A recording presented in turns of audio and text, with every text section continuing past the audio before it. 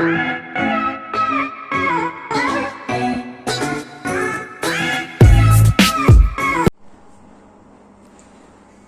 बच्चों, स्वागत है आपका अपने एनसीईआरटी एजुकेशन यूट्यूब चैनल में। आज हम क्लास 8 की एक्सरसाइज 3.3 करेंगे।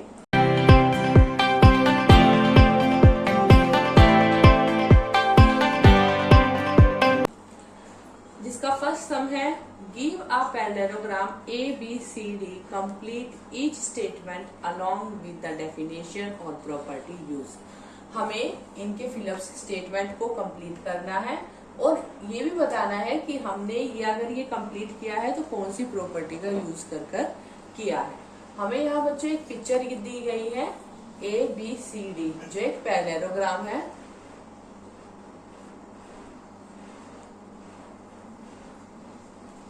अब हमसे पूछा गया है इसमें AD दिस साइड किसके इक्वल टू है, तो AD इक्वल टू है BC के।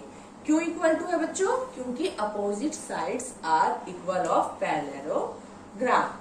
Then AD equal to BC, और इसका रीजन हम यहाँ ब्रैकेट में लिखेंगे,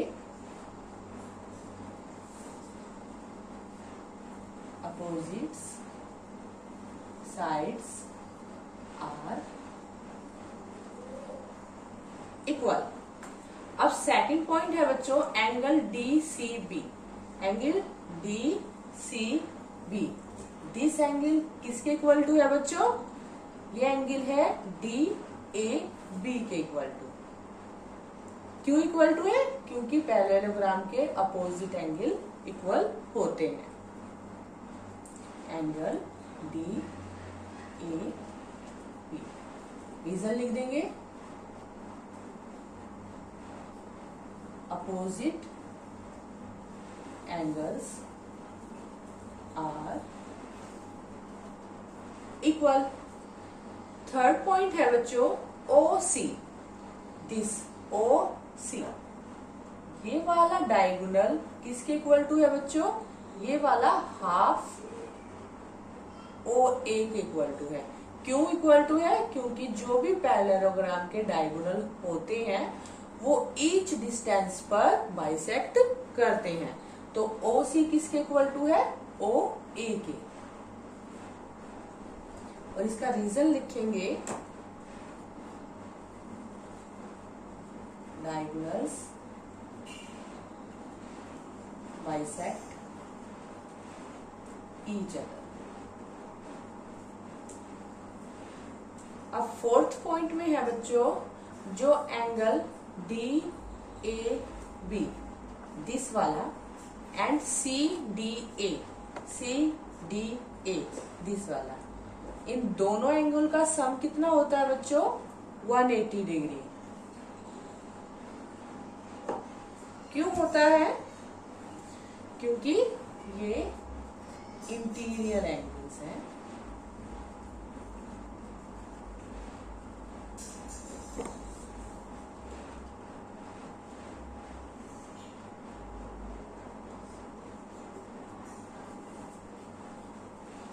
AB parallel to DC।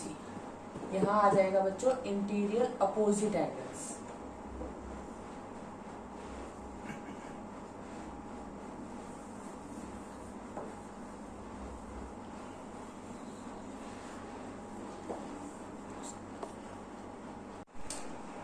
Second question है बच्चों, consider the following parallelograms, find the values of unknown X, Y and Z की।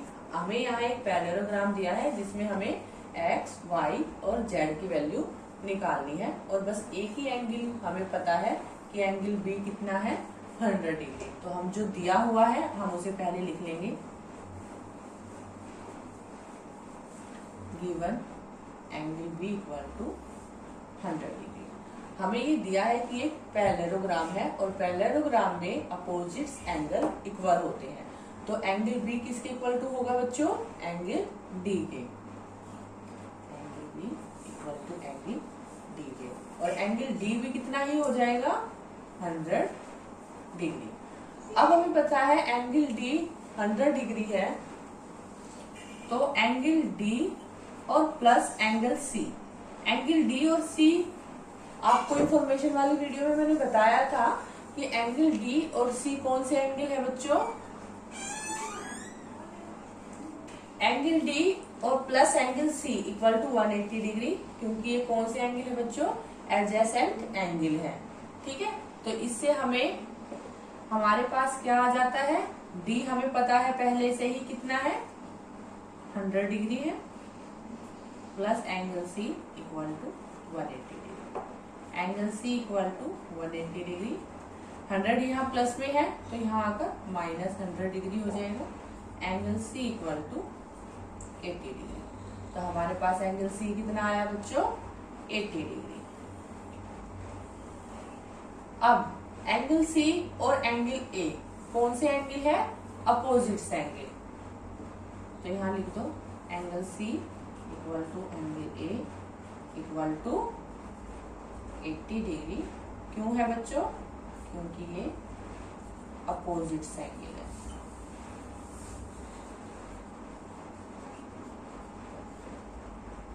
यहाँ भी ये अपोजिट्स एंगल है।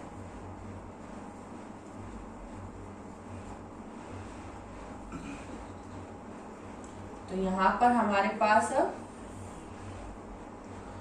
ए क्या दिया है, जेड। तो जेड की वैल्यू क्या आ गई हमारे पास, 80 डिग्री। सी क्या दिया है, एक्स। तो हमारे पास एक्स की वैल्यू क्या आ गई, 80 डिग्री। और डी क्या दिया है बच्चों, वाई। तो हमारे पास यहाँ डी की वैल्यू क्या आ गई, Y equal to 100 degree. Okay, तो हमारे पास इस तरह से तीनों वैल्यू आ गई हैं, X, Y and Z.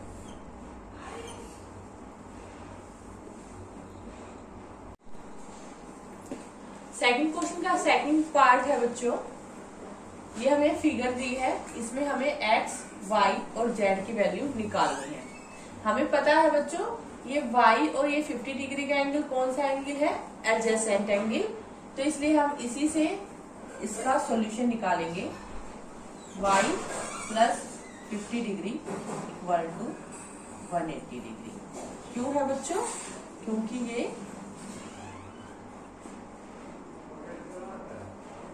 Adjacent angle है। ठीक है, यहां से हम y की वैल्यू निकालेंगे 180 डिग्री। 50 इधर प्लस में है, इधर जाकर माइनस में हो जाएगा, then y equal to 130 degree. तो हमारे पास y क्या आया बच्चों, 130 डिग्री। अगर y 130 है तो x भी 130 होगा। क्यों होगा, क्योंकि ये y के अपोजिट है। Then y equal to x equal to 130 degree. इसमें रीजन लिख दो साथ में, क्योंकि अपोजिट एंगल। इससे हमारे पास x की वैल्यू आ गई। अब हम यहाँ पिक्चर में देख पा रहे हैं x और z। x और z कौन से एंगल है बच्चों, कोरस्पॉन्डिंग एंगल। तो x भी किसके इक्वल टू होगा, z के। और z की वैल्यू क्या आएगी, 130 डिग्री, क्योंकि x कितना है हमारा, 130 डिग्री है। और यहाँ लिख देंगे क्योंकि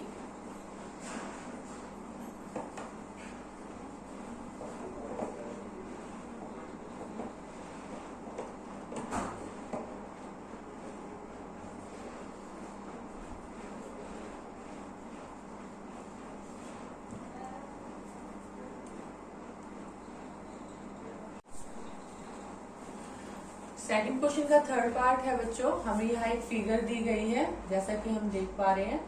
यहाँ पर हमें x, y और z की वैल्यू निकालनी है। यहाँ पर साफ साफ दिखाई दे रहा है, अगर ये एंगल 90 डिग्री का है तो ये एंगल भी कितने का होगा, 90 डिग्री का। क्यों होगा बच्चों, क्योंकि ये अपोजिट एंगल है। ठीक है, तो हम इसको सेम ऐसे ही लिखेंगे, x इक्वल टू 90 डिग्री, क्योंकि ये अपोजिट एंगल है।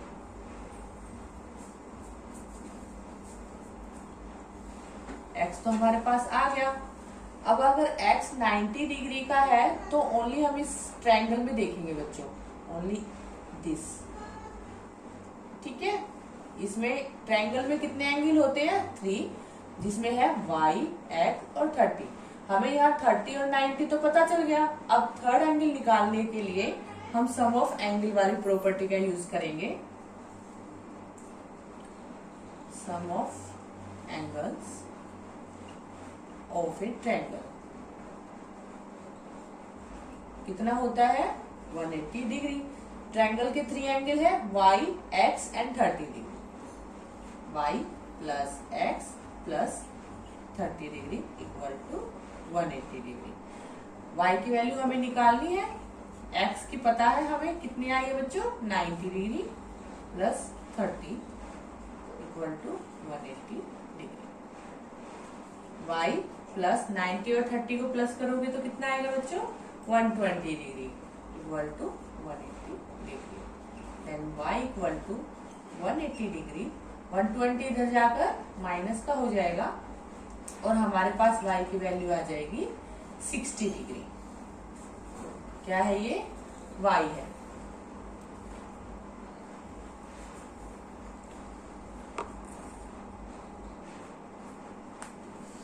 अब हम यहाँ देख रहे हैं बच्चों y और z कैसे एंगल दिखाई दे रहे हैं हमें? Alternate interior angle. तो हम लिखेंगे यहाँ पर y equal to z equal to कितना है? 60 डिग्री। क्यों है बच्चों? क्योंकि ये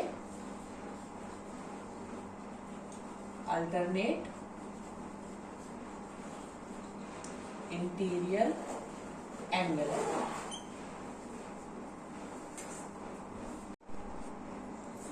अब सेकंड क्वेश्चन का फोर्थ पार्ट है बच्चों, जिसमें हमें ये पिक्चर दी है और हमें यहाँ पर x, y और z की वैल्यू पता करनी है और हमें ये एंगल दिया हुआ है 80 डिग्री का।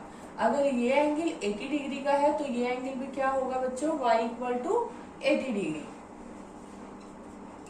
क्यों होगा? क्योंकि ये अपोजिट एंगल है।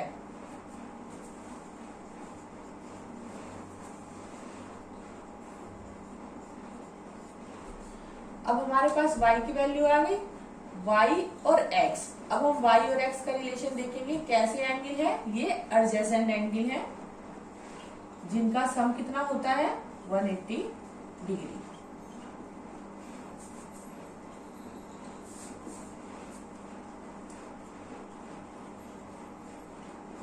हम यहाँ y की वैल्यू पुट कर देंगे 80 degree plus x equal to 180 degree. Then यहाँ x रखिए और 180 डिग्री। 80 यहाँ प्लस में है, इधर जाकर माइनस में हो जाएगा और हमारे पास x की वैल्यू आ जाएगी 100 डिग्री। x की वैल्यू भी आ गई। अब हम 80 और z का रिलेशन देखेंगे। हमें दिख रहा है यहाँ जो z है वो एक्सटीरियर एंगल है और 80 इंटीरियर एंगल है और ये दोनों एंगल कोरस्पॉन्डिंग एंगल है। तो हमारा आ जाएगा z इक्वल टू 80 डिग्री। क्यों है बच्चों? क्योंकि ये आपस में कोरस्पॉन्डिंग एंगल है।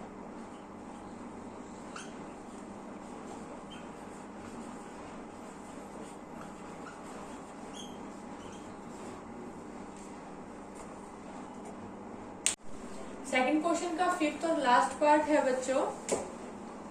हमें एक पिक्चर दी है पैरेललोग्राम की, जिसमें हमें x, y और z की वैल्यू निकालनी है और दो एंगल हमें दिए हुए हैं 112 डिग्री के एंड 40 डिग्री का। अब हमें बिल्कुल साफ दिखाई दे रहा है बच्चों, जैसा कि y और 112 के बीच रिलेशन दिख रहा है। y किसके इक्वल टू है? 112 के। क्यों है बच्चों? क्योंकि ये अपोजिट एंगल है। हम सेम यहाँ ऐसे ही लिखेंगे y इक्वल टू 112 डिग्री। क्यों है बच्चों? क्योंकि ये अपोजिट एंगल है। अब हमारे पास y की वैल्यू आ गई।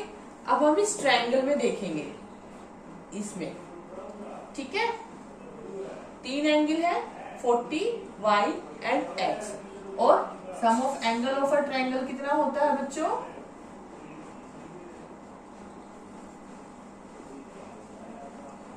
बिल्कुल ठीक बताया आपने, 180 डिग्री।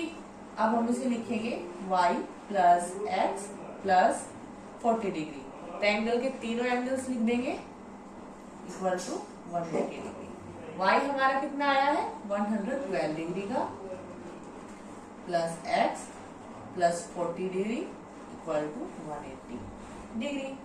x को यही रखेंगे, 112 और 40 को प्लस करेंगे तो कितना आएगा बच्चों 152 degree equal to 180 degree. x को यही रखेंगे और 152 को दूसरी साइड लेके जाएंगे तो ये प्लस में है ना, यहाँ आकर माइनस में हो जाएगा और हमारा x की वैल्यू कितनी आ जाएगी 28 डिग्री। ओके, अब हमारे पास यहाँ से x की वैल्यू भी आ गई। अब हम x और z का रिलेशन देखेंगे। साफ दिखाई दे रहा है, x इस साइड है तो z दूसरी साइड है, जो कि कौन से एंगल बना रहे हैं, alternate interior opposite, sorry alternate interior opposite angles. तो हम उसे लिखेंगे x equal to z equal to 28 degree. यहाँ से हमारे पास z की वैल्यू आ गई जो कि है यहाँ पर अल्टरनेट इंटीरियर एंगल्स।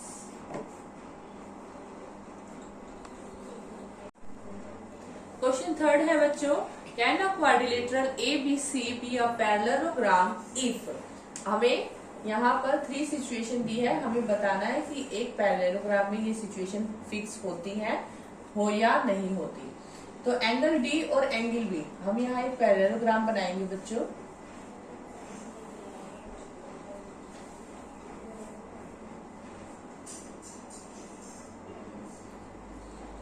मान लो ये है A, B, C और D। हम जानते हैं बच्चों पैरेललोग्राम क्या होता है, जिनके आमने सामने वाली साइड इक्वल होती है। A B इक्वल टू होता है C D के और AD इक्वल टू होता है BC के, और इसके एंगल्स अपोजिट एंगल्स इक्वल होते हैं।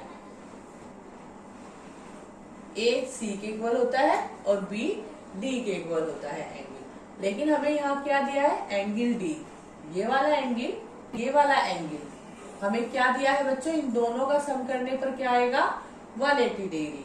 बट ये दोनों सम करने पर 180 नहीं आएंगे, ये दोनों सेम एंगल है, इक्वल एंगल है। अगर ये x है तो ये भी x ही आएगा। तो इसलिए ये जो स्टेटमेंट हमें दी है ये फॉल्स है, ठीक है, ये नो, इसका एक पैरेललोग्राम नहीं बन सकता। ओके, अब हम सेकंड सिचुएशन देखते हैं। AB equal to DC, AB equal to DC कितना है बच्चों 8 सेंटीमीटर। ये बिल्कुल ठीक है, ठीक है। बट दूसरी साइड में हमें दिया है AD 4 सेंटीमीटर। जो AD है ये कितना है 4 सेंटीमीटर और जो BC है वो है 4.4 सेंटीमीटर। यहाँ पर यहाँ ये गलत हो गया। अगर ये 4 और 4 होता तो ये एक पैरेललोग्राम बन जाता, बट हमें ये साइड अलग अलग दी है, सेम नहीं दी है, इसलिए ये भी एक पैरेललोग्राम नहीं बनाएगा। ओके, अब हम थर्ड सिचुएशन देखते हैं। Angle A equal to 70 degree, जो ये वाला एंगल है ये दिया है हमें 70 डिग्री का, और angle C equal to 65 degree, ये दिया है 65 डिग्री का। इसमें बताओ बच्चों क्या पैरेललोग्राम बनेगा? नहीं बनेगा। क्यों नहीं बनेगा? क्योंकि जो एंगल A और C है वो इक्वल है, एंगल C और एंगल A इक्वल है। जो एंगल A होगा वही एंगल C होगा अगर वो पैरेललोग्राम है तो, इसलिए इसमें भी पैरेललोग्राम नहीं बनेगा। तो ये तीनों सिचुएशन जो हमें दी गई है इसमें किसी में भी पैरेललोग्राम ड्रॉ नहीं कर सकते।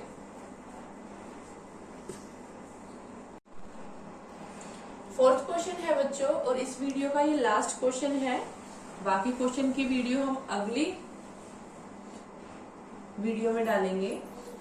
जिसका फोर्थ क्वेश्चन है बच्चों हम पढ़ेंगे अभी। Draw a rough figure of a quadrilateral that is not a parallelogram but has exactly 2 opposite angle of equal major. हमें इसमें क्या कह रखा बच्चों, हमें एक ऐसे क्वाड्रिलेटरल की ड्रॉ करना है जो क्वाड्रिलेटरल तो है बट वो पैरेललोग्राम नहीं है, और उसकी सिर्फ 2 अपोजिट एंगल इक्वल है बट अदर 2 एंगल उसके इक्वल नहीं है। तो हम ऐसी कौन सी फिगर होती है बच्चों, काइट। काइट तो सुनी होगी ना आपने,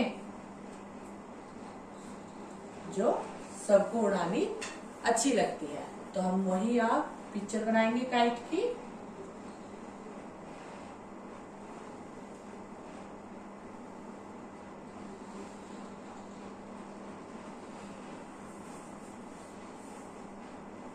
हम इसका नाम लिखेंगे यहाँ A B C D। अब इसके हम ये 2 साइड इक्वल है और इसकी ये 2 साइड इक्वल है, 4 साइड है तो ये क्वाड्रिलेटरल है। ये 2 साइड इसकी इक्वल है, ये 2 साइड इक्वल है, इसलिए B और जो D, angle B equal to angle D। क्यों इक्वल है बच्चों, क्योंकि ये क्वाड्रिलेटरल के अपोजिट एंगल है। ओके, बट यहाँ पर एंगल A और एंगल C, एंगल से और एंगल C इक्वल नहीं है, क्योंकि इसकी साइड्स और इसकी साइड्स अलग हैं। इसलिए ये क्वाड्रिलेटरल तो है पर पैरेललोग्राम नहीं है। हम यहां लिख देंगे this figure is a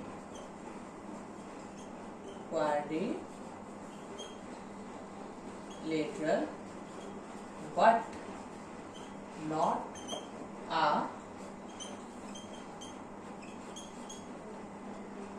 parallelogram because